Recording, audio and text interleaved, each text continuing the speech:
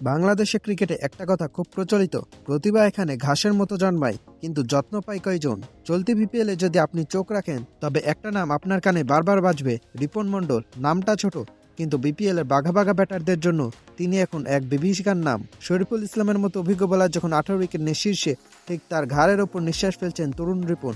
মাত্র 7 ম্যাচে 17 উইকেট, ভাবতে পারছেন?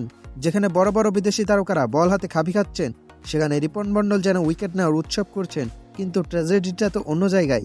বিপিএল আগুন ঝরানো এই ছেলেটার নাম নেই আসন্ন বিশ্বকাপের স্কোয়াডে।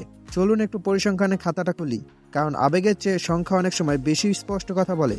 রিপন মণ্ডল চলতি আসরে খেলেছেন 7 ম্যাচ, উইকেট শিকার করেছেন 17টি, ইকোনমি রেট 8.81। টি-20 ক্রিকেটের যুগে এখানে 9 নিচে ইকোনমি থাকা মানে বিশাল ব্যাপার। সেখানে রিপন প্রতি ম্যাচেই ব্রেক থ্রু এনে দিচ্ছেন। সবচেয়ে বড় কথা হলো তার ধারাবাহিকতা।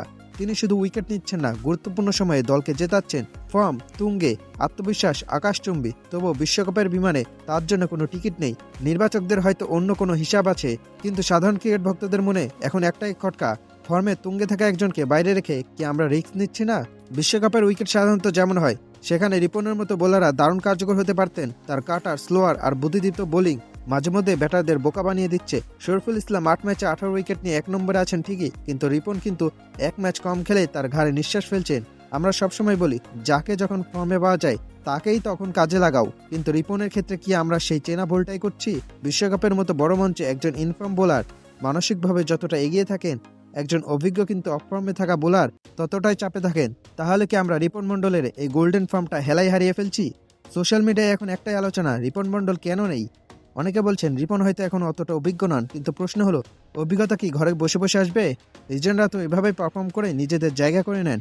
রিপনের ঝুলিতে এখন ফর্ম আছে, গতি আছে, আর আছে লড়াকু মানসিকতা। বাংলাদেশ দল বিশ্বকাপে গেলে হয়তো অভিজ্ঞদের ওপরই ভরসা করবে, কিন্তু গ্যালারি থেকে কোটি ভক্তের দীর্ঘশ্বাস থাকবে রিপনের জন্য। যদি বিশ্বকাপের কোনো ম্যাচে আমাদের বোলাররা রান বিলিয়ে দেয়, তখন কি নির্বাচকদের মনে পড়বে না, ইস রিপনটা থাকলে মন্দ হতো না? দিন শেষে ক্রিকেটটা পারফরমেন্সে খেলা। রিপন মণ্ডল তার কাজটা ঠিকঠাক করে যাচ্ছেন। বিশ্বকাপে তার নাম থাকুক বা না থাকুক, তিনি কিন্তু আমাদের চোখে এবারে বিপিএলের অন্যতম সেরা আবিষ্কার। আপনার কি মনে হয়, রিপন মণ্ডলকে বিশ্বকাপে মিস করবে কি বাংলাদেশ, নাকি নির্বাচকদের সিদ্ধান্তই সঠিক?